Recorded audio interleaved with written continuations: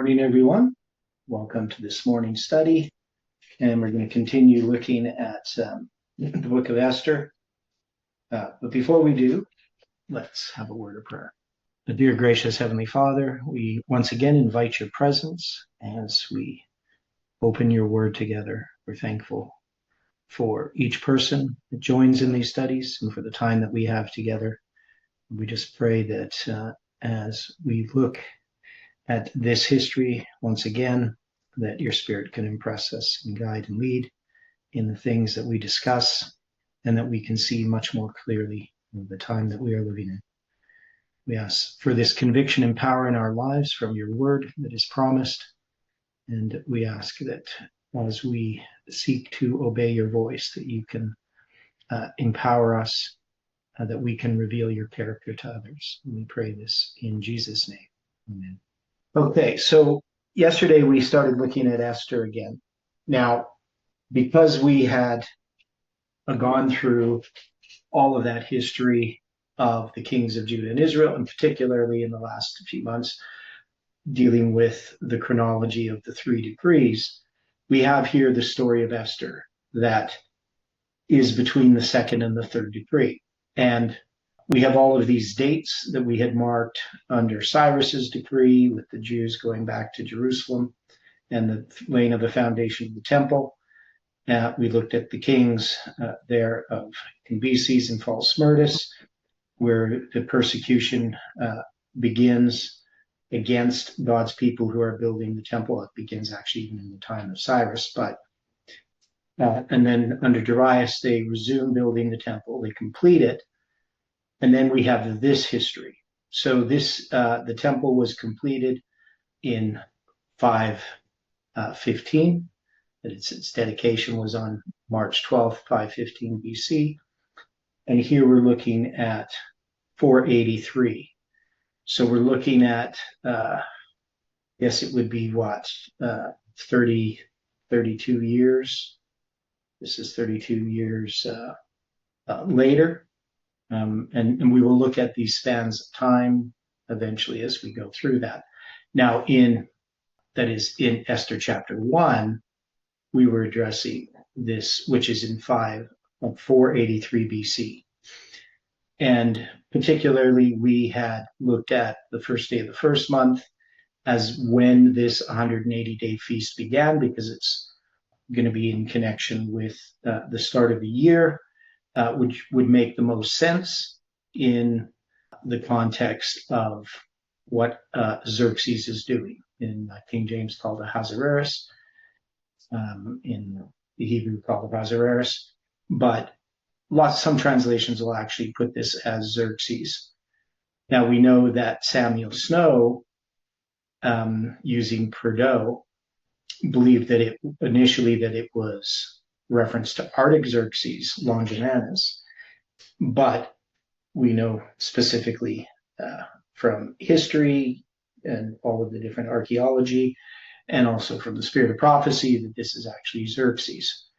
When we studied this before, we saw that this feast was when Xerxes was seeking support for the campaign against Greece, and that's going to be that famous battle of Thermopylae, where there's the 300 Spartans, sort of been idealized to some degree, but it's something that most people will know about.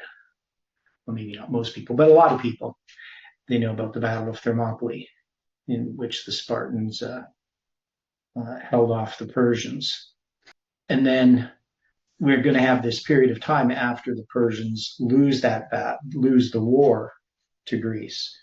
In chapter 2, we have Xerxes once again, but this time he is looking for a queen. So he didn't replace Vashti immediately, because he's going to have that feast, the 7th day of the feast, which the rabbinic Jews quite clearly mark as being Sabbath. They don't tell you that it's the Day of Atonement, But if we work out from the first day of the first month that they began the 180 days of the feast, and then it's followed by a 7-day feast, that would place it as the 10th day of the 7th month on the biblical calendar. It's going to be the 9th day of the 7th month on the Babylonian calendar that's reconstructed Parker and Duberstein. Whether theirs is correct or not, I do know.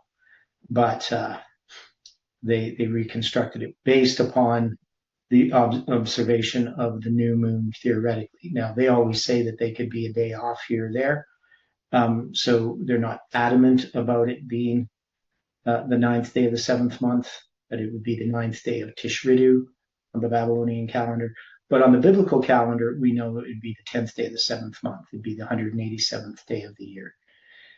So this is going to be later that we're going to, so it's going to be about 10 years later, something like that. I'll have to look at the dates again, where, and there's a whole history that we looked into about Xerxes, what happens after the battle against Greece, and the timing of Esther being chosen to be queen. So how that all works out, we will go through some of that again to refresh our memory. I haven't looked at it yet, so, which I probably should have, but I don't remember specifically all the details of it, but we can reconstruct those details again. So it says after these things. Now, again, there is this word here. Every time you see this 1697, the word debar, right? So after this matter, or decree or word, right? Debar means it can be translated thing, word, decree, commandment. And so whether it means after these things or after some more specific thing, right? Now, I just want to look at the Hebrew here really quickly. So here it's going to be plural. That's what I want. So dabarim, right? So that's why they have it translated as things. So after these words, it could be translated as after these commandments, after these decrees, after these things. So it's a word by implication, a matter, as spoken of thing. So usually it has to do with something that's spoken, but obviously it has a wide way in which it's translated. So exactly what things are being talked about, it doesn't specifically tell us, right? So when it says after these things, when the wrath of King Ahasuerus was appeased, he remembered Vashti and what she had done and what was decreed against her. Then said the king's servants that ministered unto him, let there be a fair young virgin sought for the king. Now, if somebody was just reading this, reading chapter 1 and then chapter 2, who didn't know any of this history, they would just think, well, this is just like, the next day or a few days later after he's no longer angry. Right? But this is a long time later, right? So we'll see how long this is. I just don't remember the dates here for this. And then we're going to have more dates. So there's going to be lots of dates in this story. Then said the king's servants and ministered unto him, let there be a fair young virgin sought for the king, and let the king appoint officers in all the provinces of his kingdom, that they may gather together all the fair young virgins unto Shushan the palace, to the king's house of the women, unto the custody of Haggai, the king's chamberlain, keeper of the woman, and let their things be for purification. Let their things for purification be given them. And let the maiden which pleaseth the king be queen instead of Vashti, and the thing pleased the king, and he did so. Now, one of the things interesting about the book of Esther and the book of Daniel is, initially when you have skeptics who questioned these books, they would argue that these books are written much, much later, 2nd century BC. They're just kind of tales or stories.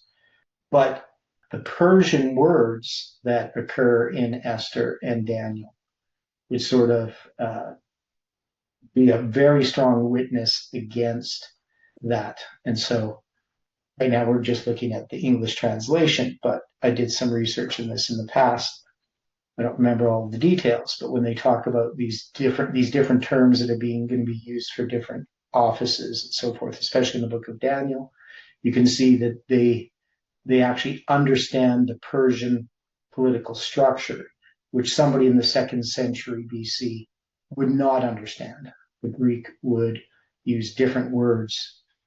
And of course, this book is written in Hebrew, but also with the Apocryphal Esther's written in Greek and still has the correct terms. Anyway, then let the maiden which pleaseth the king, right? So we're going to have going to be this maiden being put as queen instead of Vashti. And the thing, that is the word, pleased the king, and he did so. Now in Shushan, the palace, there was a certain Jew whose name was Mordecai, the son of Jair, the son of Shimei, the son of Kish, a Benjamite. Now, when we did this before, and Dwight did some research regarding this, so we have this descendant who's a son of Kish, obviously a Benjamite, and we know that Saul was also a descendant of Kish, right? So, and we can see here that, there's these Benjamites, Judah and Benjamin, end up being part of the southern kingdom. Occasionally, there are some people that are still trace themselves back to the northern 10 tribes. But Benjamin ends up being connected to Judah.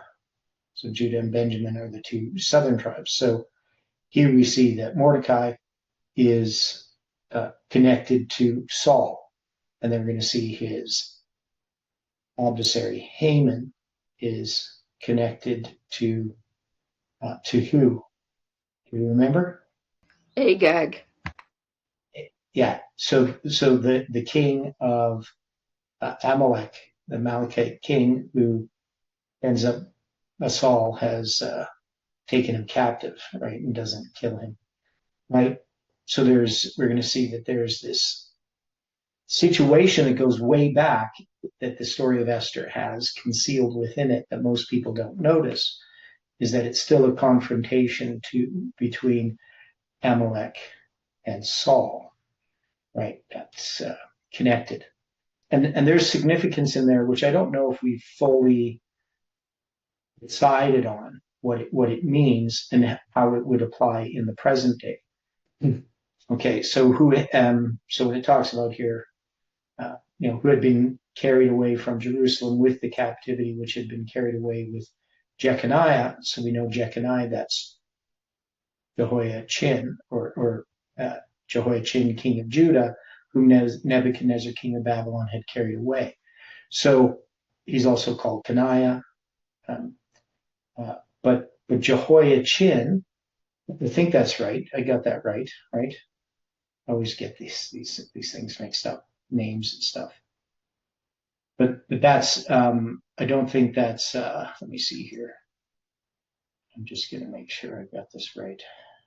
So son of Jehoiakim, yeah. So this is Jehoiachin, king of Judah, for 3 months and 10 days before he surrendered to Nebuchadnezzar and was taken captive to Babylon, where he was in prison for the next 36 years, released at the death of Nebuchadnezzar and lived in Babylon until his death. Right? So usually referred to as Jehoiachin. Okay. Yeah, so I got that right. I didn't get things mixed up. So that's going to be in 597 BC. So who was carried away captive in 597 BC in this list here? So we got Mordecai obviously was not carried away in 597 BC because this is, 470 something. So when it says a certain Jew whose name was Mordecai, the son of Jair, the son of Shimei, the son of Kish, of Benjamin, would Jair be the one that was carried away captive? Obviously, it's not Kish, right? So we got here. So we have Mordecai. We have Jair. He enlightens a descendant of Manasseh who conquered many towns. There's different names. A Benjamite son of Kish, the father of Mordecai, right? the son of Shimei, or Shimea. So again, there's lots of different people with these names. Benjamite, son of Kish, father of Jair, the grandfather of Mordecai, in the time of Esther. And then, so the question is, which one here in this list was the one that was carried away in 597? Would it have been his dad? Probably not. It would probably be Shimei, right? Definitely wouldn't be Kish, right? So sometimes it's not clear when we're looking at this and we're reading and we say, okay, who in this list is being referred to? Because definitely Mordecai was not carried away in 597, right? But Mordecai is the son of Jair, who's the son of Shimei. So Shimei would be the one that would have been carried away in 597, his grandfather. Right? It definitely wouldn't be Kish, because he's the father of Saul, or, he's descended from Kish. Right? So would people agree that it's probably referring to Shimei? Anybody with any thoughts on that? Nobody has any thoughts on it. I'm just looking at some of these commentators say. It says here, the identity of the name is not, however, sufficient proof of identity of person. The chronological statement who had been carried away from Jerusalem with the captives who had been carried away with Jeconiah, king of Judah, offers some difficulty from the captivity of Jeconiah in the year 599, which is actually 597, to the beginning of the reign of Xerxes in the year 486 is a period of 113 years. Hence, if Asher is referred to Mordecai, he would, even if carried into captivity as a child, by then have reached the age from 120 to 130 years. And as Esther was not made queen until the 7th year of Xerxes, that's it, the 7th year. So that's going to be 4 years later, would have become prime minister of the monarch at about the age of 125. Right? So some people try to say the last name Kish and understand that he was carried away with Jeconiah while his great-grandson Mordecai was born in captivity. In this case, Kish and Shimei must be regarded as the great-grandfather. Now, so you can see they go through all this different speculation and the different possibilities. But the most likely thing is that Shimei is a descendant of Kish, just as Saul was, and that Shimei, his grandfather, is the one that's taken captive.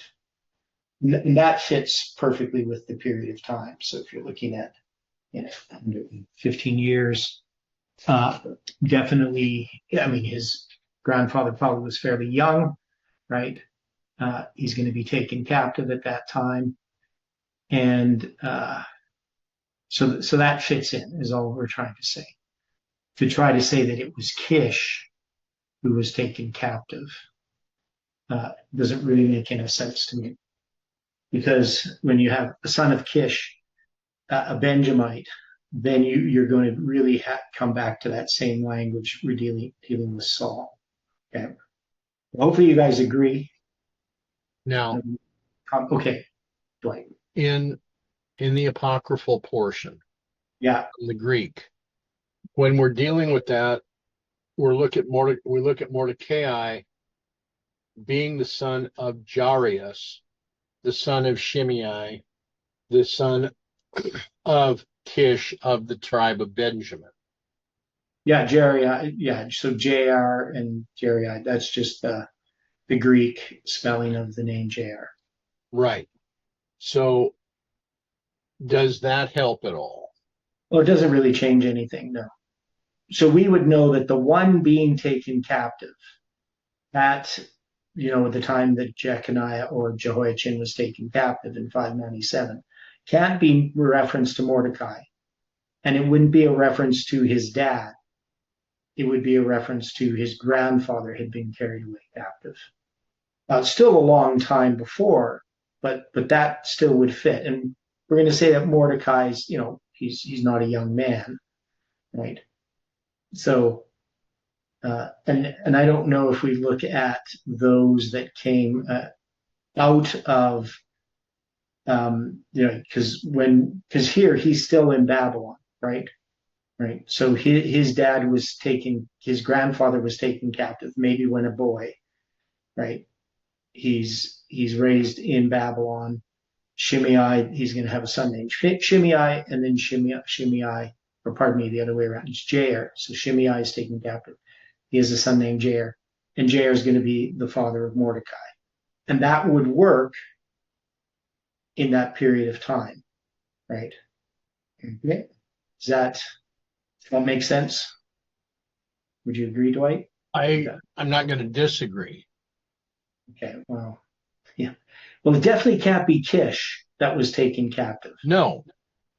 Right? Because just the language, Kish of the tribe of Benjamin, that would bring us back to Saul. We're not going to think this is some other Kish. No, I think that this sets up. We would try to distinguish it in some other way. I'm thinking this just sets up the familial relationship. Right. Yeah, exactly. But it would be Shimei that's taken captive. It definitely is not Mordecai. He wasn't taken captive in 597. No. Yeah. And it wouldn't make sense that it would be JR either. It would make sense that they go back to Shimei because he's the one that's taken captive, but they're going to give his family that he's of the son of Kish. He's of the line of Kish, of the tribe of Benjamin, which would be a definite reference to Saul's genealogy. Okay. But he's still in captivity. So he didn't go back under Cyrus's decree or Darius's decree. He's still going to be in Babylon. And he brought up Hadassah, that is Esther, his uncle's daughter, for she had neither father nor mother, and the maid was fair and beautiful, whom Mordecai, when her father and mother were dead, took for his own daughter. So he's going to be adopting Hadassah. Now, interesting, and I don't know if we referenced this before, but Hadassah is 1919 in Hebrew. If we're looking at those that are in captivity, that didn't go back under the decrees, could this be a reference to the 1919 Bible conference? That would be an interesting reference. Yeah. It definitely would fit with how we understand this idea that the church is in Babylonian captivity, right? Because the Seventh-day Adventist Church is not Babylon, but it is captive to Babylon, that is to the Protestants. And the 1919 Bible Conference we used specifically to mark the beginning of the third generation of Adventism with the books of the New Order. And so that Hadassah here is the Hebrew number 1919 is interesting.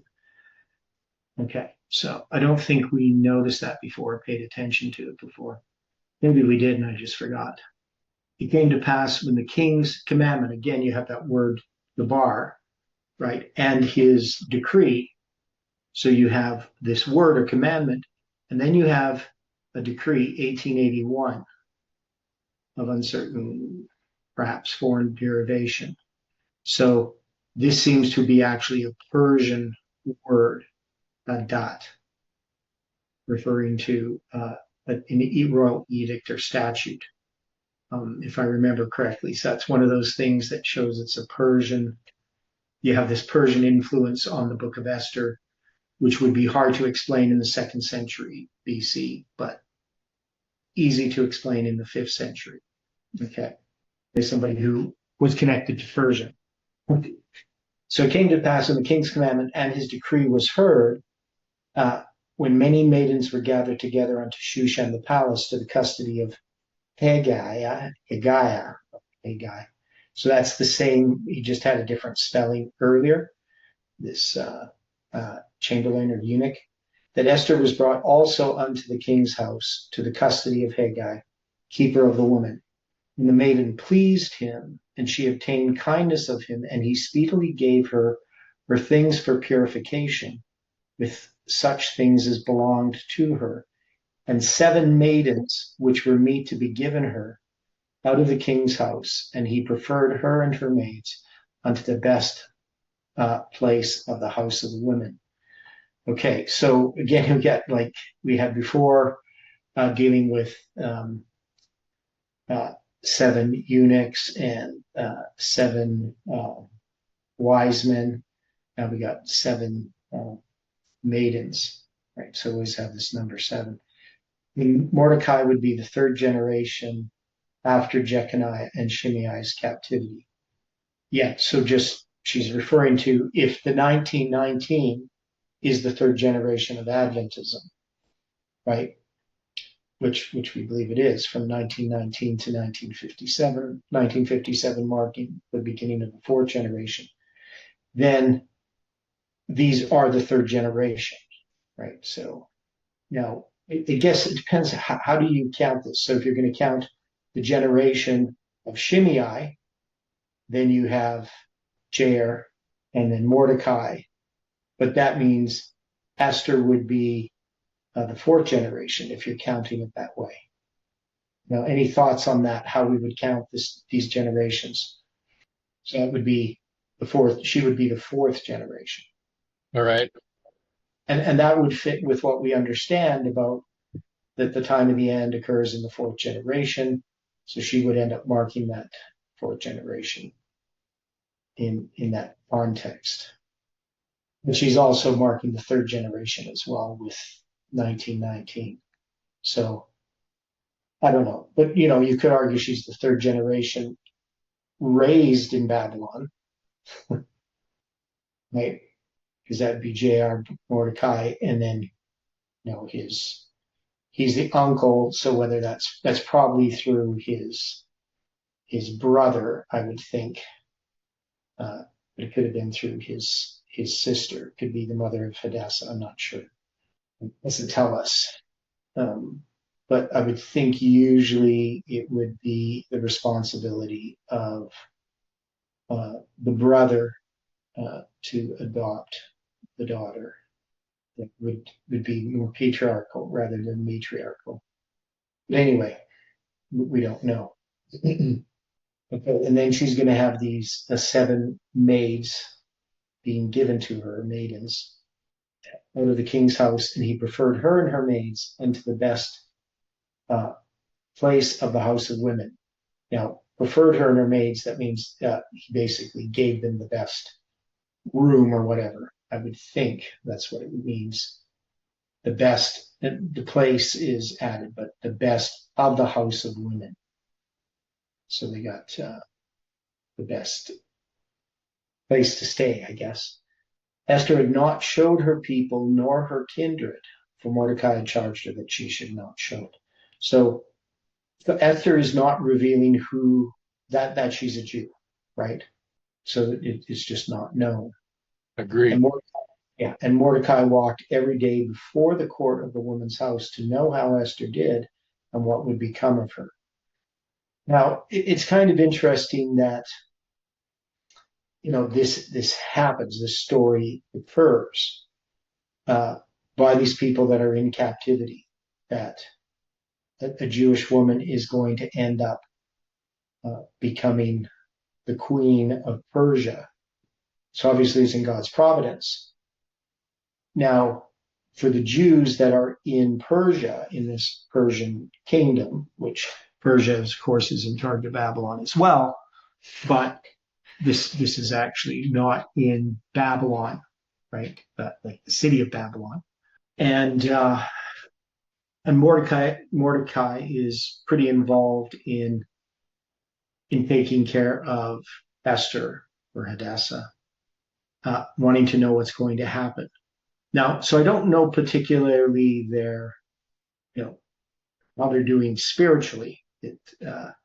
It seems that there's some belief in God, obviously, but they're still in captivity. So they would represent Adventism in some way, right?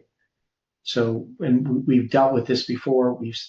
But there are other applications that we could make. But I think that it represents basically Adventism in the third and fourth generation.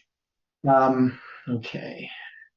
Now, when every maid's turn was come to go into king, Ahasuerus or Xerxes, after that she had been 12 months, according to the manner of women, for so were the days of their purifications accomplished, to wit, 6 months with oil of myrrh, and 6 months with sweet odors, and with other things for the purifying of the women. So now, as far as these different types of purification, so the Persians, their religion is Zoroastrianism. Okay, so we know that the kings of Persia, taking over Babylon, end up, acknowledging the Babylonian gods, even though that's not really their religion. But they have to do that to appease the people. But here in this situation, this is going to be in Shushan, right? Susa. And so these would probably be some practices connected with Zoroastrianism. Okay. So she's being subjected to these different types of purification. So nothing to do with Jewish purification. Right? This is basically pagan practices, whatever they mean. But this is what Esther is involved in, right? So this would not be a good thing. Now, we discussed before about back in 2015, Jeff had taken, that Esther symbolizes, the righteous, and Vashti the wicked, and people left the movement because of that. But here we still, if we're just looking at this in this plain way, we can see if this is representing Adventism, that these purifications are not purifications according to God's law, right? Adventism is in spiritual darkness. They are in captivity, right? In the third and fourth generation. And so the story of Esther has to do with the repetition of the first, second, and third angels' messages in our history in the fourth generation, right? So that generation that had gone into darkness because of the compromise with the Protestants, it's going to be that fourth generation that's going to have this repeat of history. So that's what we've already taught, and that's what we see in this story. Now, of course, our main thing that we're trying to do here is understand the chronology of this, but we still have to address these points. And there's still probably lots that we miss. And thus came every maiden unto the king, and whatsoever she desired was given her, to go with her out of the house of the woman unto the king's house. And in the evening she went, and on the morrow she returned into the second house of the women, to the custody of Shaashgaz, the king's chamberlain, which kept the concubines. And she came in unto the king no more, except the king delighted in her, that she was called by name. Okay, so what's happening here? So she's gone through this year, and now she's going to be a concubine, right? She's not picked as queen yet. Correct. Okay.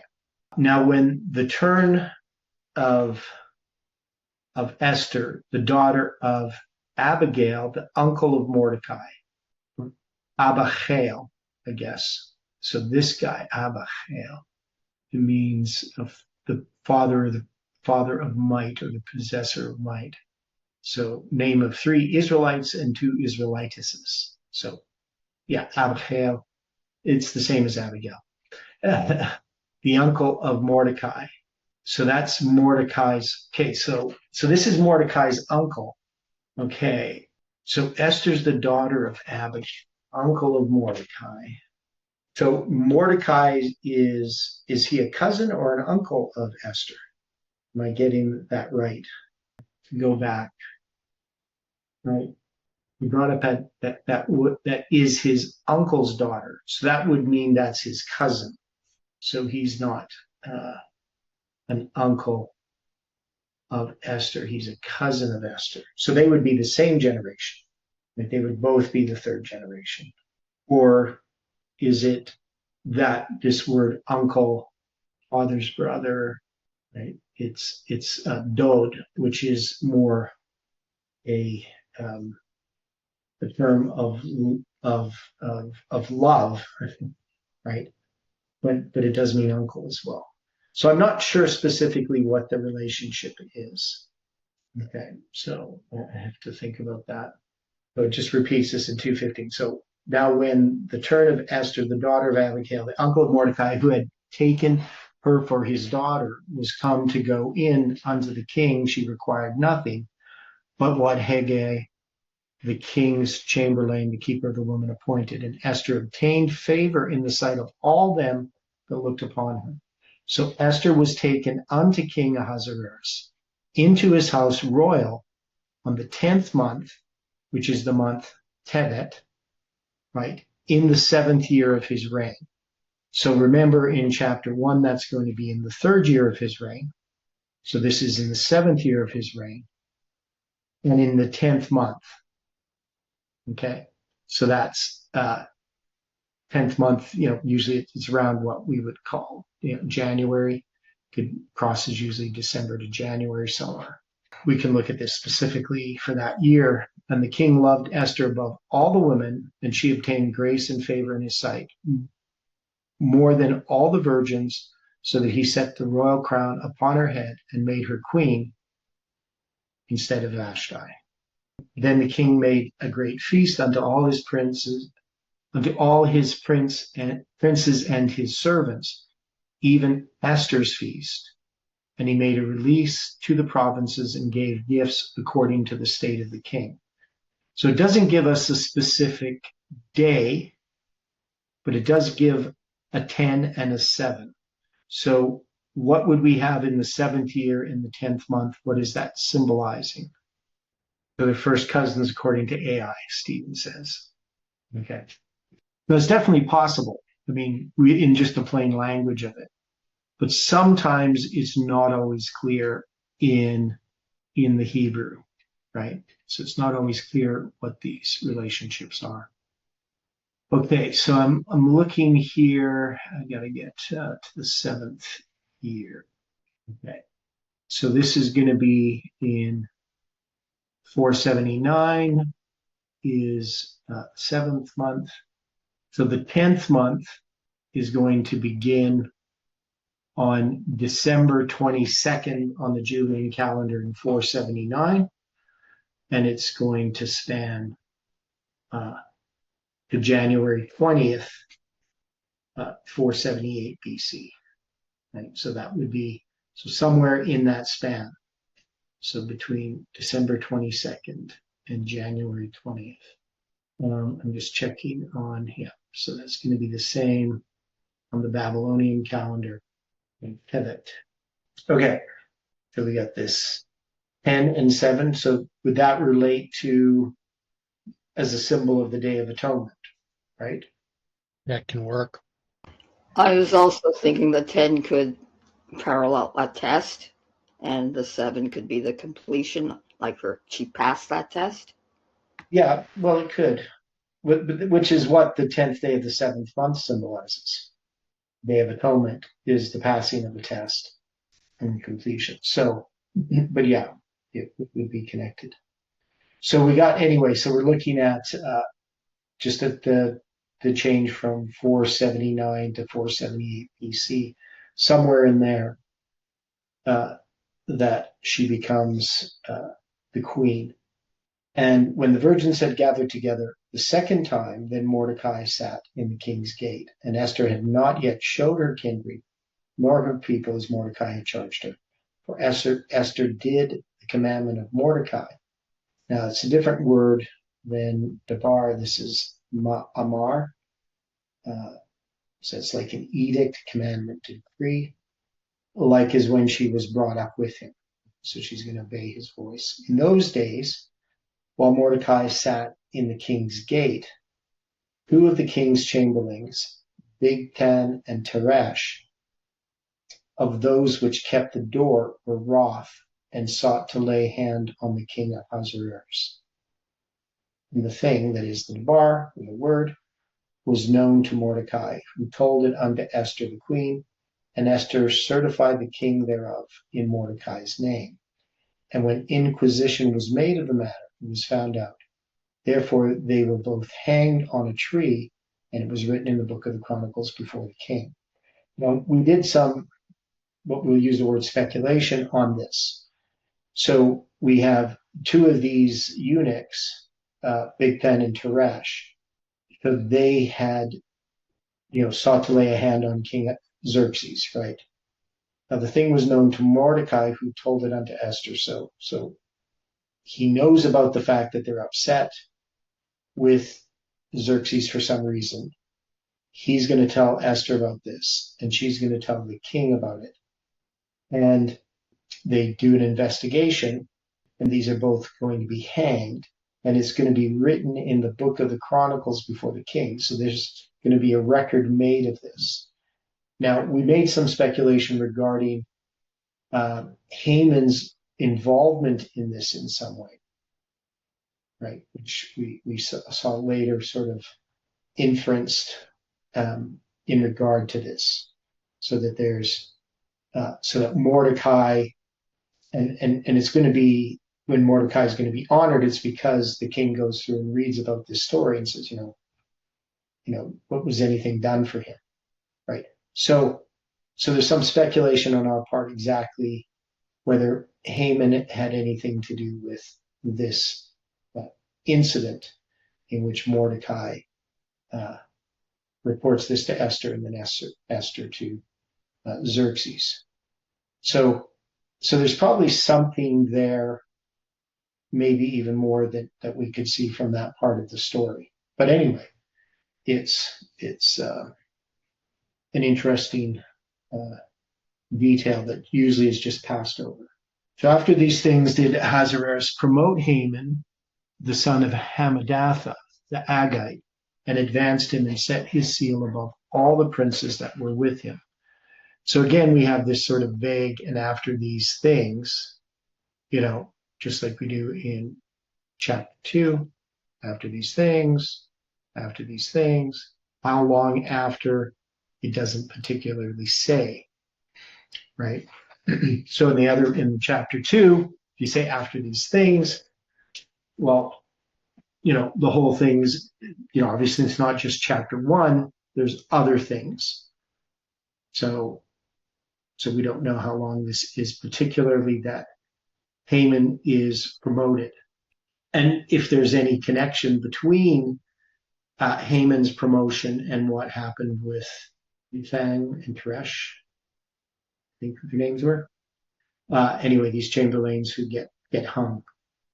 All the king's servants that were in the king's gate bowed and reverenced Haman, for the king had so commanded concerning him. But Mordecai bowed not, nor did him reverence. Now, we have this word reverence, which we've looked at this Hebrew number before, but 7812 has all the digits of July 18, 2020. It's shakah. It is to depress, that is to prostrate, especially reflexively to homage, so to bow down. Now, of course, there's a number of words that have those Hebrew words that have those 4 digits. This word shakah occurs lots. It's a really common Hebrew word, right? So we've seen it in other places. Particularly, we noted it regarding stories with David and Saul. Right? So there were some places there that we ran into that. But anyway, it's just here we take note of it. Some of these Hebrew numbers that are common. The other thing about Haman is his name is 2001. So if we have Xerxes, and whoever Xerxes is representing in this context, of however we interpret this story, how we place it on a line, he's going to have Haman reverenced, and Haman is 2001. So anything about 2001? Anything happen in 2001? Sure. What? Well, we know that the church accepted the teachings of spiritual formation. Yeah, and something else happened in that same year. But yeah, so September 11th, 2001. And we know in September of 2001, the church takes the position with the evangelicals that in order for our institutions to receive accreditation by evangelical churches, we have to teach spiritual formation to our ministers, right? If you're going to be a minister, an administrator, or a teacher within the Seventh-day Adventist system, you must undergo the teachings of spiritual formation. Because we want to be accredited by Protestant colleges. But That's it's always been interesting to me, because in this area, the group that oversees the accreditation is Gonzaga University, a Jesuit college. Okay. Yeah, why we would even care about being accredited by other institutions, I guess, what would be the reason? Why wouldn't we need accreditation? So that our ministers could be ministers in other people's churches? Which wouldn't happen. Well, the purpose that they've looked at for this with accreditation is that so that the degrees that are offered are seen as being quote unquote legitimate.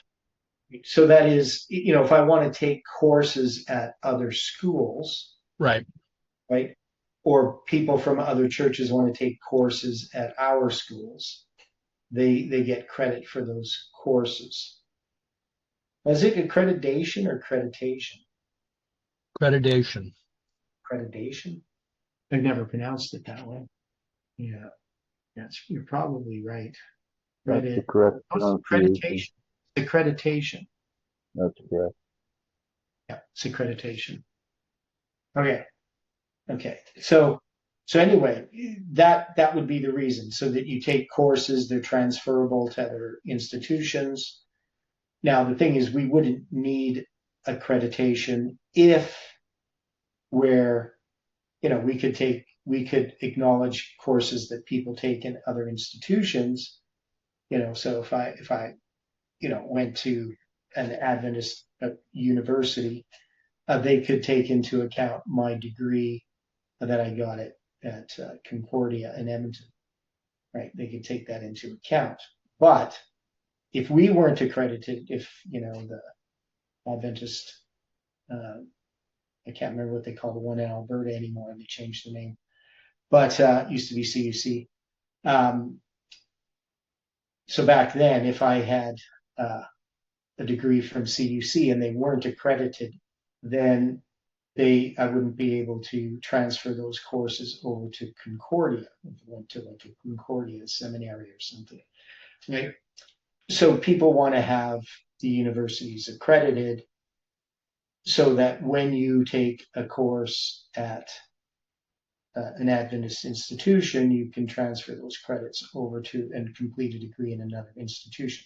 So that's why they want accreditation. But now it also has to do with funding, Kelly says. I don't know what kind of funding happens. I mean, Adventist institutions are extremely expensive to go to. I know when I got my degree at Concordia, if I had gone to CUC, it would have cost 10 times as much. I don't know if they think that makes you 10 times wiser. But I could never see myself going to an Adventist university or college for just the extreme prices that they charge, which doesn't really seem to make any sense to me. So if they're getting funding from the government, I don't know what all that funding goes to, because the professors don't get paid that much. Nobody gets paid that much. So I'm not really sure what it's all about. But that's probably just my ignorance, Maybe they just don't get as much funding as other institutions. All I do know is that the more funding that goes from the government into universities in Canada, the more expensive they become. That if the government wasn't involved in education at all, universities would be relatively inexpensive. So people always want government funding, but government funding increases costs. But anyway, that's a whole other story. So anyway, we just take note about Haman that his name is 2001. And I think that's probably providential in that sense. Though he's unhappy that Mordecai does not bow or give him reverence. So he's full of wrath, and he sought scorn to lay hands on Mordecai alone, for they had showed him the people of Mordecai, so whoever they were. Wherefore Haman sought to destroy all the Jews that were throughout the whole kingdom of Ahasuerus, even the people of Mordecai. So Mordecai recognizes, or Haman recognizes that Mordecai is a Jew, and that's probably the reason he doesn't give him reverence. And so he wants to destroy all of the people of Mordecai. That seems a little bit extreme, to hold a whole nation accountable for the actions of one man, except that, he probably recognizes that this is something about the Jews, that they don't acknowledge the things that Haman wants them to acknowledge, the worldly principles. It says, in the first month, that is the month Nisan, in the 12th year of King Ahasuerus. So we had the 7th year of Ahasuerus, and that would have been,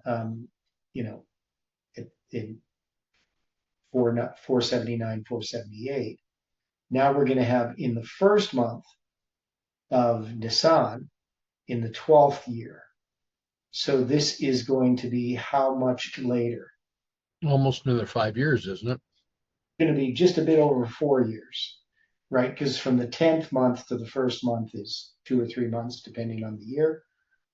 And so you're at the end of the 7th year. Now you're beginning of the 12th year. So yeah, it's 5 years if you just did a regular count from the 7th to the 12th. But it's basically 4 years and 2 or 3 months, right? Depending on exactly where in the 10th month. And it doesn't tell us it's we're going to see here how this is done. Right? We've done it before, but pay attention to this casting of lots here. So in the first month, that is in the month Nisan, in the 12th year of King Ahasuerus, they cast pur, that is lots. Now, this Hebrew word pur is where we get Purim, right? And in this case, it is just the singular, I believe, and it's going to be mentioned only in the book of Esther. So it comes from 6331, pur, to crush, break, to bring to naught, utterly to take. So exactly why they use the word crush for casting of lots, and we looked into this before, on the fault that is, so different people have different ways in which they decide what actually this means. How do they cast lots? But the word nafal means to fall, lots of different applications. So they're going to cause to fall the lot that is the lot. So the pur, they're going to have pur, and then they're going to say is the lot 1486. So 1486, goral, that is a pebble. So we have the one word, the pur, which is basically the act of casting pebbles, right? So some kind of pebble. So some people say it's like dice or something like that, or throwing stones into a box, or different diagrams. There's different theories about it.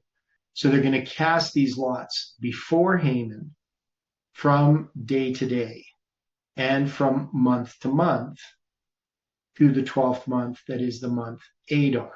Now, when we first studied this in this movement, the suggestion is that for a whole year, they cast lots every day and every month, all the way to the 12th month.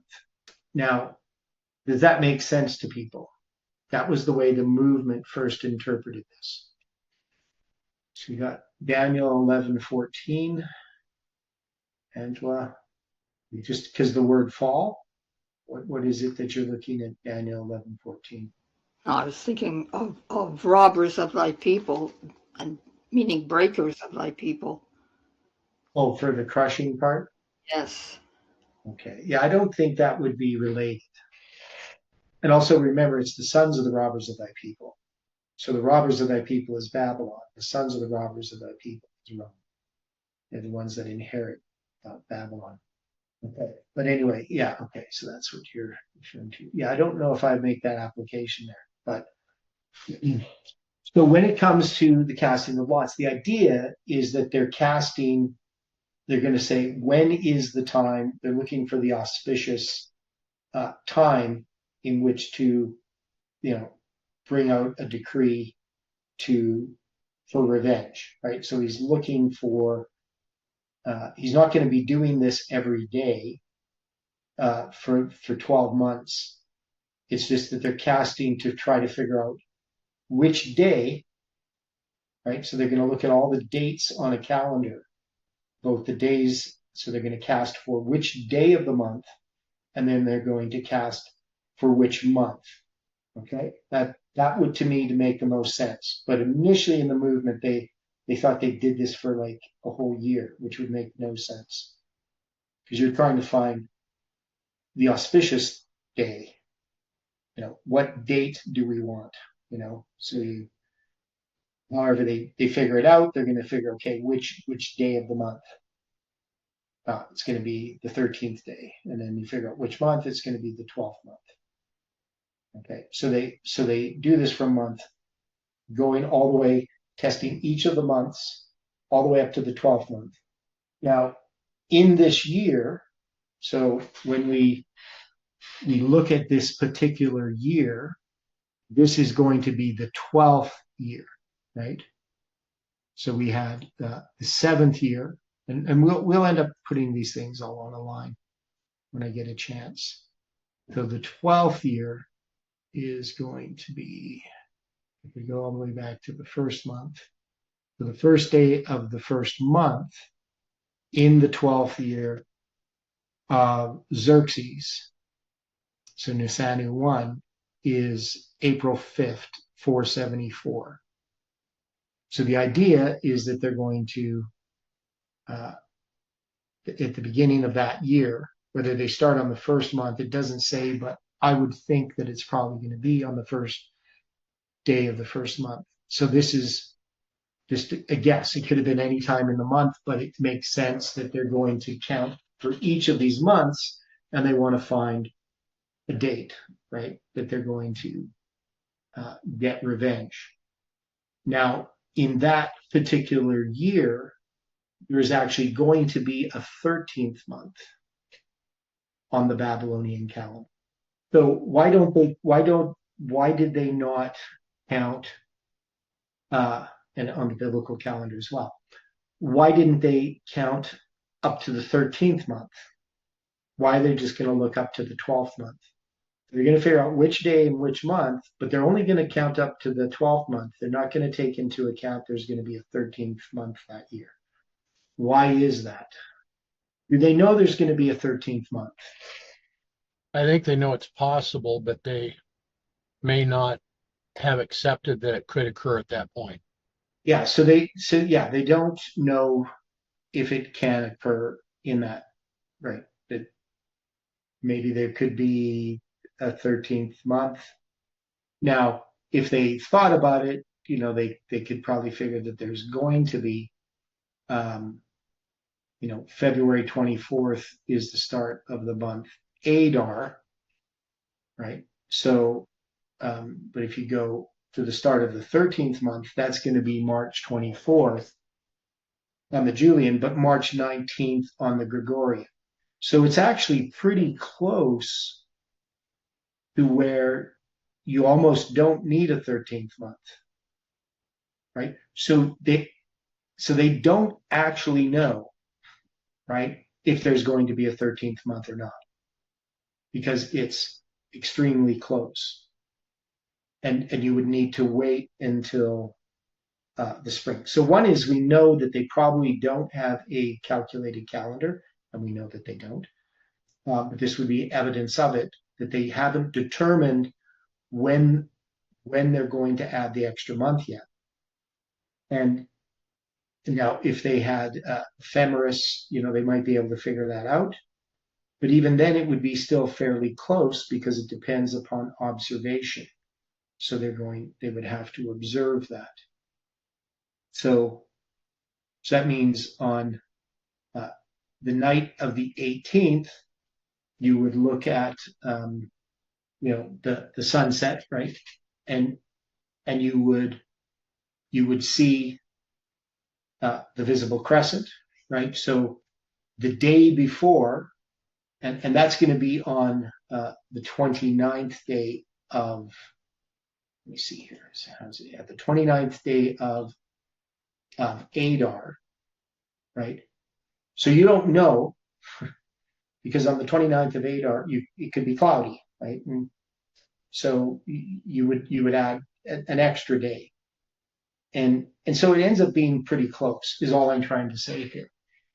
So it's not a given that there's going to be an extra month from the perspective if you're at the beginning of that year and you're going to be casting these lots. So this is in 474 in the spring.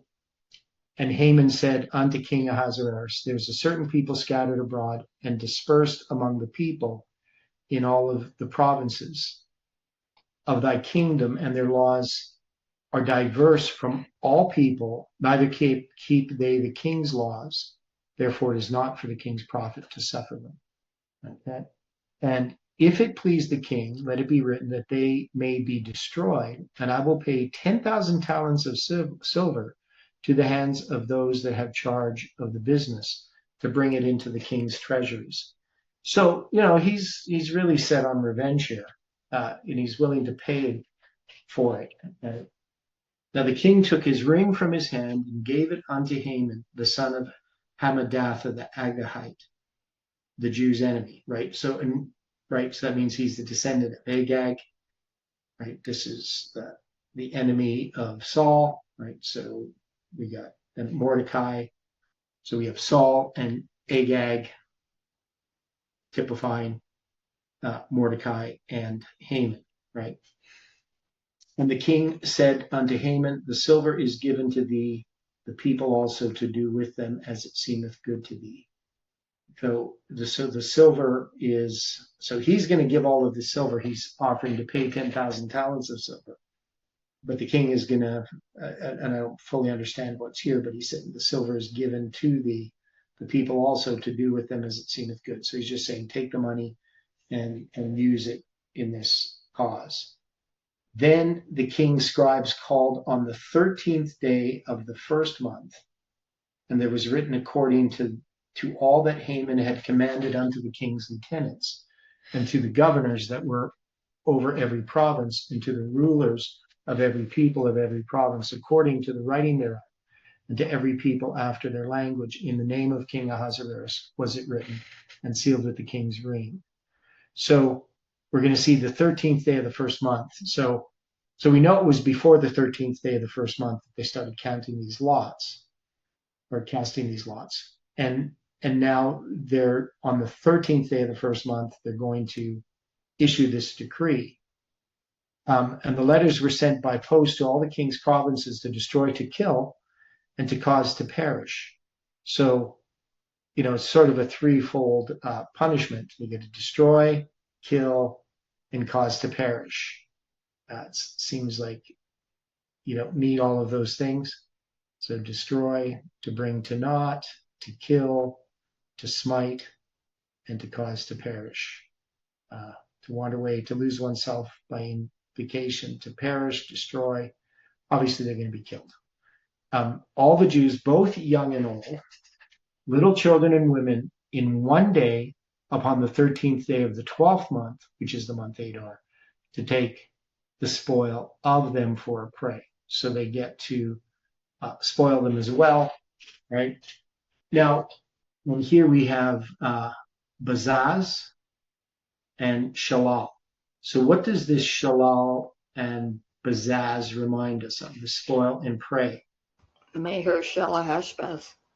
Yeah, Maher-shalal-Hash-Baz. Yeah. Yeah, if I was going to have any more kids, that's what I would name my next son. Uh, right. So that's Hashbaz part. That's the Bazaz, and then you got this Shalal, Mahar, Shalal, Hashbaz. So the spoil and the prey are basically the same word. So it doesn't have the hasten part, quick to the prey, or hasten to the spoil, quick to the prey, whatever, however you translate it. There's sort of a repetition of the same idea. But spoil and prey are put together here. So it brings us back to that symbol. And we remember that Maher-shalal-Hash-Baz had to do with the prophetic mirror, right? Because he's going to write this on a mirror. So there's some connection here to that part of this message. So the copy of the writing for a commandment to be given in every province was published unto all the people that they should be ready against that day. And the post went out, being hastened by the king's commandment, and the decree was given in Shushan the palace. And the king and Haman sat down to drink, but the city of Shushan was perplexed. So to involve, to entangle, to perplexed. Book is the word. Okay. Now, of course, we've gone through this chronology before. I've got some charts here we can look at. Put some of these dates visually before us. Okay, that's a little too soon. Okay, here I have on the bottom Xerxes' accession. That's going to be in 486. First year of his reign begins in 485. Right, third year 483. The Persian campaign against Greece was in the sixth year of his reign. He's going to get back at somewhere around 480, 479. And then there's going to be this period of time in which Esther is purified. So that would be somewhere, basically, it's almost the whole year of 479. And then in the seventh year, that's when she's crowned.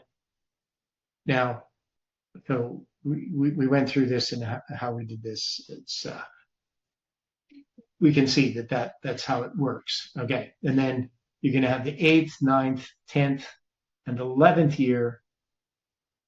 She's just the queen, right? Nothing particular happens of any note, other than we know somewhere in here Mordecai is going to uncover this plot with Bigthan and Teresh, and they're going to get hanged after he reports this to Esther and she tells it to Xerxes. Okay, so Angela says at least 127 copies of the death decree. Okay, well, at least,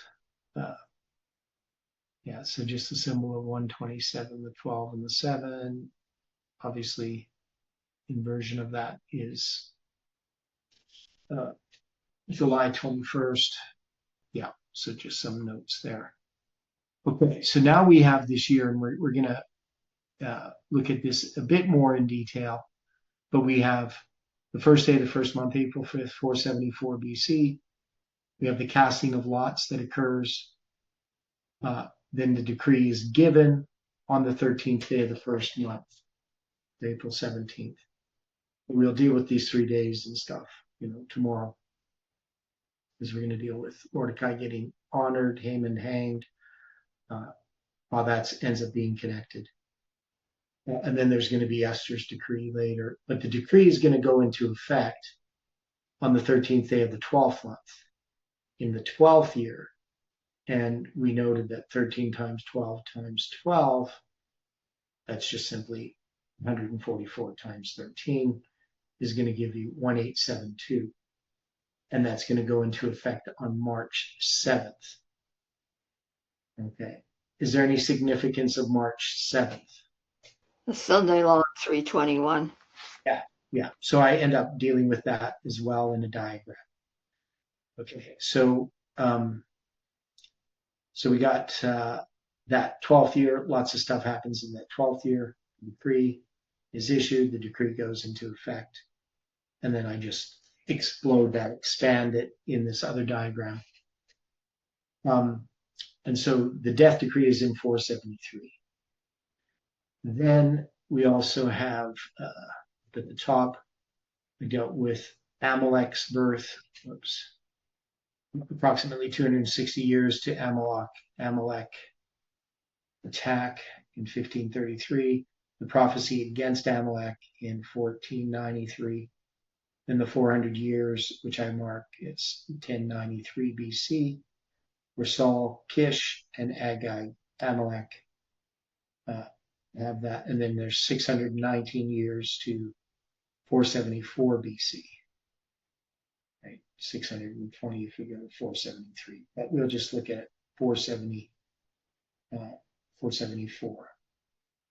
Right. We notice Shimei, that is Kish's captivity in 597, and 123 years. So that definitely fits with being his grandfather that's taken into captivity in 597. Okay, so what else here? So, I mean, we're going to go over, obviously, more of this history. There's lots of interesting little details, like the 323 days, symbolizing the 23rd day of the third month. On June 25th, symbolizing the 256 days. We also have 66 days in there. So we'll have to look at that in a bit more detail. Now then, we will take these dates and we'll put them within this whole realm, the whole range of the dates of the three decrees, and see what kind of structures maybe show up in that context. See what these other diagrams are. Yeah, so this is the one where I take Haman's decree.